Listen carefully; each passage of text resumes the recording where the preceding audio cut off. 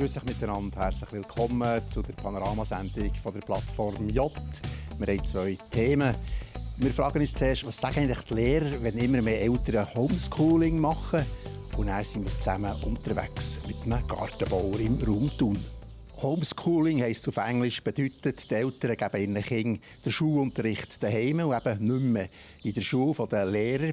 Und wir fragen uns jetzt, was bedeutet das eigentlich für die Lehrer? Was sagen sie zu diesem Trend? Und reden mit dem Geschäftsführer von Bildung Bern, der Gewerkschaft der Berner Lehrerinnen und Lehrer, Stefan Witwer. Wir schauen es wirklich mit Sorge an, dass in den letzten 10 Jahren eine Versechsfachung stattgefunden hat, zum Teil auch Tourismus gegeben hat von Familien, die auf Bern gezögert sind, um Homeschooling zu machen, weil Bern liberaler ist. Wir finden, es braucht eine gute, starke Aufsicht vom Kanton und es braucht vor allem eine starke Volksschule, für das möglichst zu wenig Homeschooling kommt. Es gibt einfach gewisse Kompetenzen, die können primär in der Schule vermittelt werden. Ich denke zum Beispiel an Kommunikationsfähigkeit, an soziale Fähigkeiten. Wir haben heute eine Gesellschaft, die zu stark in Bubbles ist. Also die Angehörigen von einer gewissen Religion sind lieber mit ihresgleichen sozioökonomischen Status, politische Richtungen. Die Schule bringt die Leute zusammen. Und das ist eine wahnsinnig wichtige Aufgabe der Schule, dass Kinder von unterschiedlichsten Hintergründen zusammen in der Schule sind. Immer mehr Kinder werden ja daheim unterrichtet. Ist das nicht auch ein Zeichen dafür, dass in der Schule etwas falsch läuft? Sicher nur zum einen. Also zum einen ist es so, das stellen wir selber auch fest, wir müssen hinschauen im Kanton Bern die Bildungsqualität sichern. Aber nachher ist auch wirklich auch der andere Teil, dass es halt Strömungen gibt von gewissen Eltern, die ihre Kinder vielleicht auch ein bisschen beschützen von anderen Einflüssen und sie auch aus diesem Grund rausnehmen, für wirklich mit ihren Werten, mit ihren wichtigen Sachen, die sie als Familie ausmacht, nachher zu erziehen und zu bilden. Es gibt Fälle, vor allem zeitlich begrenzt, wo Homeschooling sicher Sinn macht. Wir wollen das in keiner Art und Weise verbieten. Wenn es einfach ganz eine schwierige Situation gibt, individuell, extrem starkes Mobbing oder so, dann kann es wirklich immer Sinn machen, ein Kind zeitlich begrenzt rauszunehmen. Für das Kindeswohl muss immer im Fokus stehen. Dann kann es aber sein, dass ein Klassenwechsel schon hilft oder massiv im gleichen Schulkreis in eine andere Schule mit der Schullösungen zu finden. Aber klar, unter Umständen kann das so Sinn machen, ein Kind vor allem auch zeitlich begrenzt daheim zu beschulen.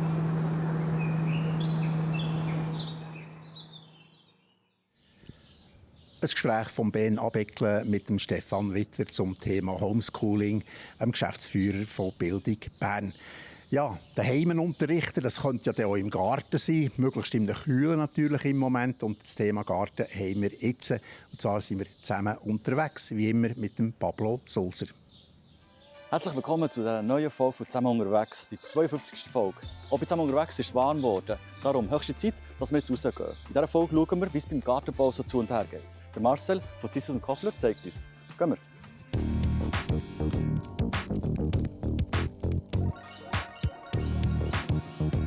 Salut. Hey, ciao Pablo. Ciao, Hallo. Marcel. Schön, seid ihr da. Ja, mein Name ist Marcel Koffler, ich bin der Geschäftsführer und Inhaber von Zissel und Koffler.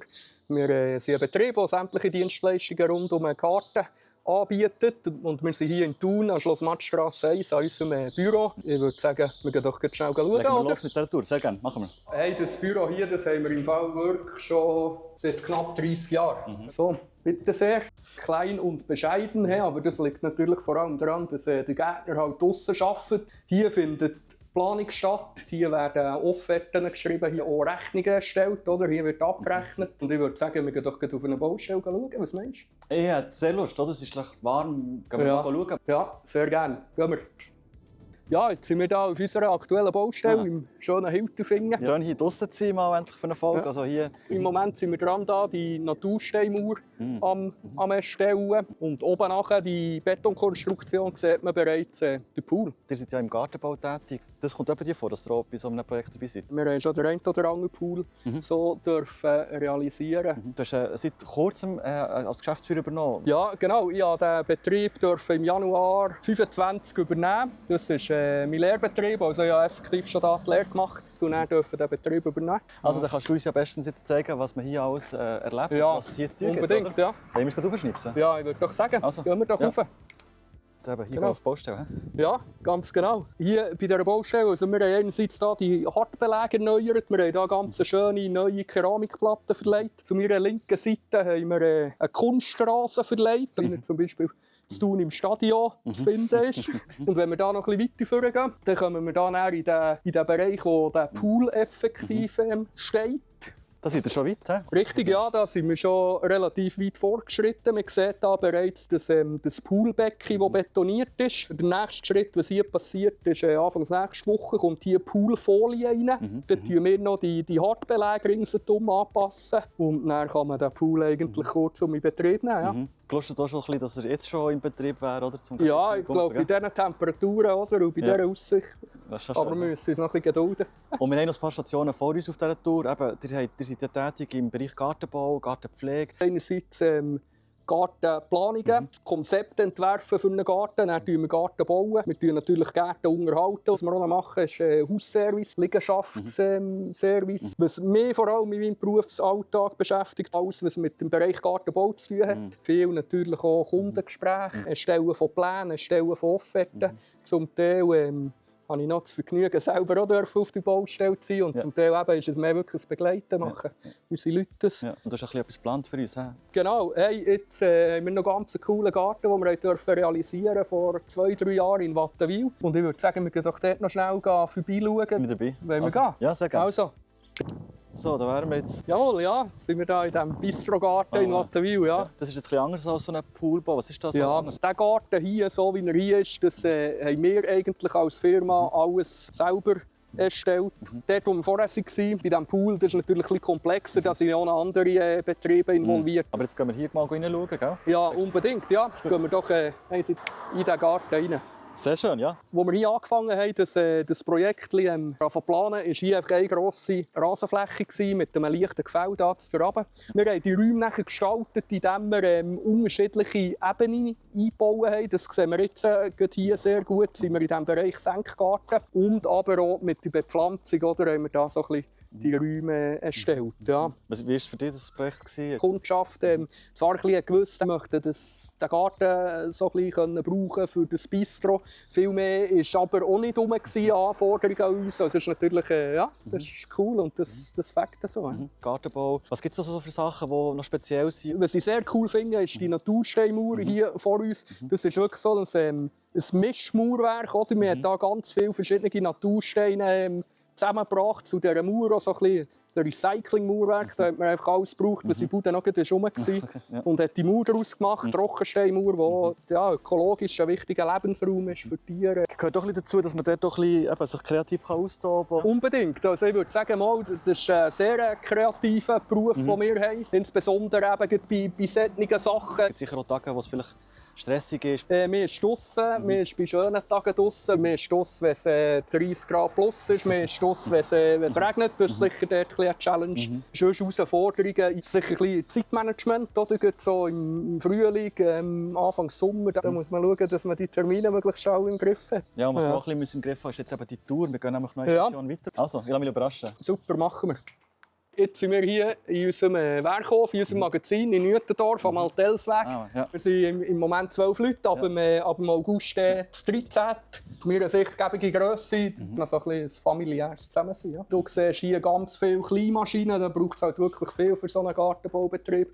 Und hier auf der linken Seite haben wir Maschinen für Rasenpflege, Rasenziegelschneider, Bodenfräse, ganz viel Handwerkzeug. Wo bist du unterwegs, wenn du aber nicht am Arbeiten bist? Ich spiele ein bisschen Unihockey, aber wirklich nur noch flauschmässig. Ja. Im Winter gerne Skifahren, schon mal daheim ein gutes Buch lesen oder ein bisschen joggen. Ja. Am Ende des Tages, was sind so Sachen, die dazugehören für dich, wenn du einen guten Tag hast? Ich meine, am Tag auf der Baustelle, da gehst du am Abend auch einfach mal richtig müde heim. Oder gehört das auch ein bisschen zu einem coolen, guten Tag? So, hey, heute ist wirklich etwas gegangen auf der Baustelle. Der Kontakt mit Kunden ist immer sehr spannend, so, der Austausch. Und, ja, ich hoffe, für euch war es auch spannend gewesen. Merci Marcel für den Rundgang. Ja, danke dir vielmals. Cool, seid ihr da gewesen. Und schön, dass ihr wieder mal reingeschaut bei «Zusammen unterwegs». Das war die 52. Folge. Wenn ihr auch eine Story habt, die ihr teilen wollt, dann schreibt uns via Plattform j.ch. Findet ihr uns oder nutzt unsere App. Wir danken euch fürs Hineinschauen und bis zum nächsten Mal. Zusammen unterwegs, noch der Abspann, wie immer frisch von der Leber weg, der Pablo Sulzer mit dem Gartenbauer unterwegs mit dem Marcel Koffler. Ja, und zusammen unterwegs bin ich auch mit unserem Kameramann und Techniker, mit dem Sandro Reist. Es war jetzt seine letzte Ausgabe, ihm alles Gute. Und euch, liebe Zuschauerinnen und Zuschauer, auch ein schönes Wochenende. Macht's gut. Jetzt kommt der Wetterbericht. Schön schauen Sie das Wetter auf der Plattform J. Am Freitagabend eine heisse Woche haben wir hinter uns und ein sehr heißes Wochenende jetzt auch noch vor uns. Allerdings auch das Wochenende, wo ein paar Gewitter werden auf uns zukommen. Die können natürlich jetzt nach dem vielen sonnigen, heißen Wetter, das wir hatten, auch kräftig daherkommen.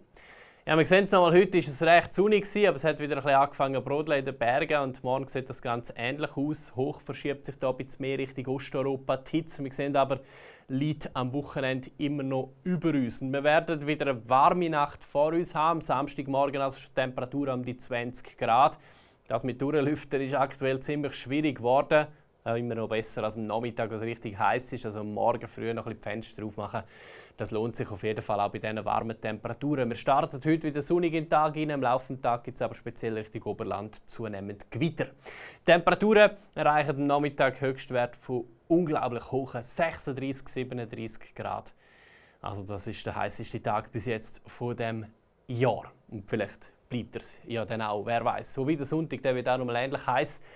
Recht sonnig, aber Achtung, am Sonntag kann es zum Teil auch schon Gewitter kommen. Im Flachland, Montag, Dienstag dann gewitterhaft. Die Temperaturen gehen langsam ein bisschen retour, aber natürlich auf sehr hohem Niveau. Und es wird dann also ein bisschen schwül warm, typisch, weil die Luftfeuchtigkeit höher ist. Also nicht unbedingt viel angenehmer. Da der weitere Verlauf der Woche bringt dann einen Mix Sonne und eben ab und zu Platzregen und Gewitter. Also für alle, die die Hitze nicht so gut vertragen, zum Wochenende müssen wir hier noch durch. Auf die Zähne beißen, genug Wasser trinken, immer daran denken und nächste Woche gibt es dann immerhin ein bisschen eine Erlösung. Danke fürs Zuschauen und ganz ein schönes Wochenende.